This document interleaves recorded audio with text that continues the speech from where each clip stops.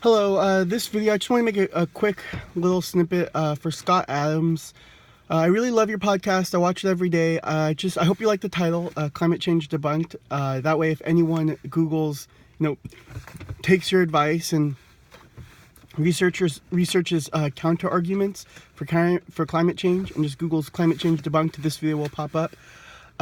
Essentially, just trying to fill him in on a couple of things he may have missed in the climate, debate, or between two ideologies.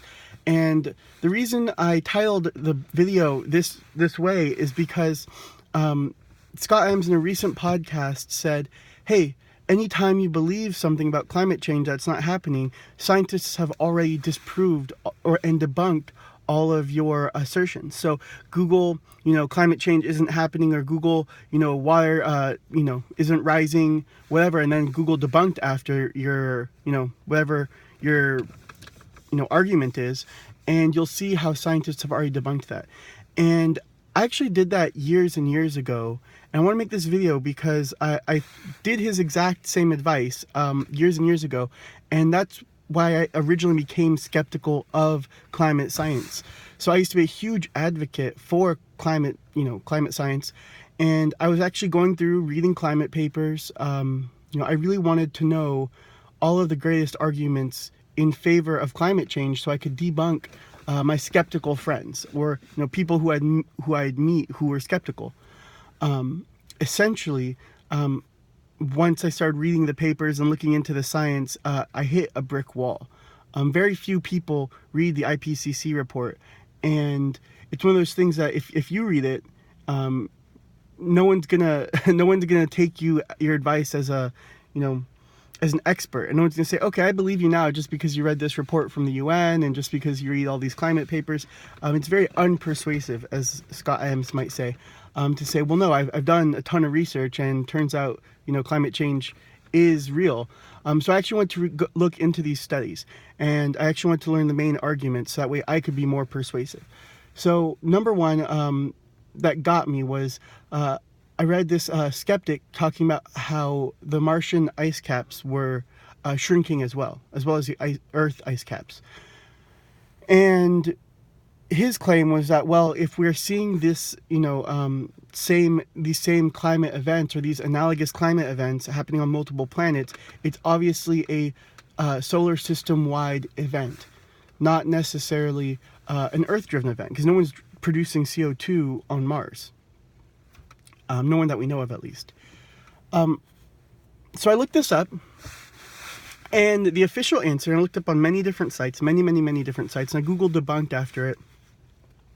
And the most authoritative sites I could find, and most authoritative individuals, said this is by chance, that the Martian orbit is different from the Earth orbit, and Mars is going through this very long period of being slightly closer to the sun than it usually is, and there's very little atmosphere, so that it just so happens that at the same time we're observing climate change on Earth, we're also observing climate change on Mars because of Mars's unique orbit. Very unpersuasive to say, oh well, it just so happens that ice caps are melting on both planets for very different reasons. On Earth, it's because we have these incredible amount of CO2 going into the atmosphere, and we're all going to die unless we change our lifestyles and our way of life and our habits. And on Mars, it's just by chance. It's just so happens. And I actually Googled it again. This is what originally drove me into looking more into the data and being more skeptical of the entire field. I looked at it again right before this video, and the very first result on Google after Martian climate change debunked, very first thing I found was that the site said, well, we don't really know much about the Martian, climate. So we know so little about the Earth's climate. We know so little about the Martian climate that you can't really state any real facts about it. That yes, there were these photographs taken, between these decades, and we have, these different probes and these different satellites, but it's not really conclusive proof because of, reasons. We just don't have enough data to give it conclusive proof. And I want to tell Scott Adams that this is incredibly unpersuasive, because you have scientists, and in this case NASA scientists, talking about the shrinking Martian ice caps, and then you have skeptics on the internet saying, oh no, those scientists don't really have enough evidence to really claim that, when in fact that's exactly what Scott Adams says about climate change on Earth, that hey, it's very unpersuasive to say you know more about the scientists. And so I would invite Scott Adams to look into this. And, of course, I clicked multiple links. Other ones, straight up said, yes, Mars is experiencing climate change. But, they attribute to different factors and this and that. But just that fact really should, stick in your mind a little bit. That, hey, if Mars and Earth are experiencing the same phenomena, perhaps there's more going on than we think. And maybe we shouldn't be so quick to believe climate change, especially because it may take up to 80% of our purchasing power to fix it as quickly as we need to. The second thing is Scott Adams says, hey, believe the scientists, like this, that, the other. But very few scientists, and you can read the papers, very, very few scientists believe the Earth is going to end in 12 years because of climate change. And, that's one thing that, very few climate scientists actually believe that. It's usually activists who use that kind of language. And it's usually to just drum up money or political support. Third, Scott Adams should know this, that these people do not have fungible careers. The idea of being fungible, that's an economic idea. I have purchased your book, Scott Adams. I just haven't gotten around to reading it yet. Been pretty busy at work. But essentially, if climate science, if we decide today that was no longer an issue, all of those government grants that have already been issued out would, the funding would expire within a year or so. So you have literally thousands of PhD students, thousands of professors. There's thousands of people whose job depends on not only climate change being real, but it being an immediate threat to our national security, to our way of life. And not only that, but the way it works is that if you're a climate scientist and you're just a moderate, you think, yes, the Earth, sea level's rising 1 inch per 100 years, about one penny's thickness per year.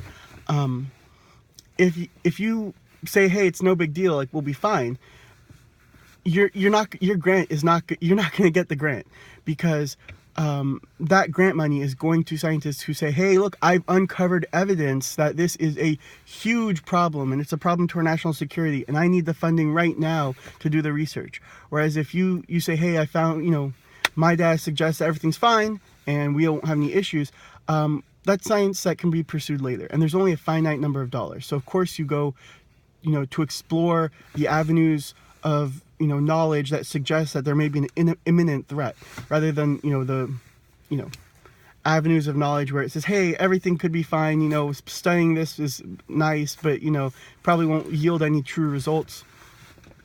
So, you end up with this kind of mechanical, I guess this like Darwinian selection, where the more radical you are as a scientist, the more likely you are to get the grants.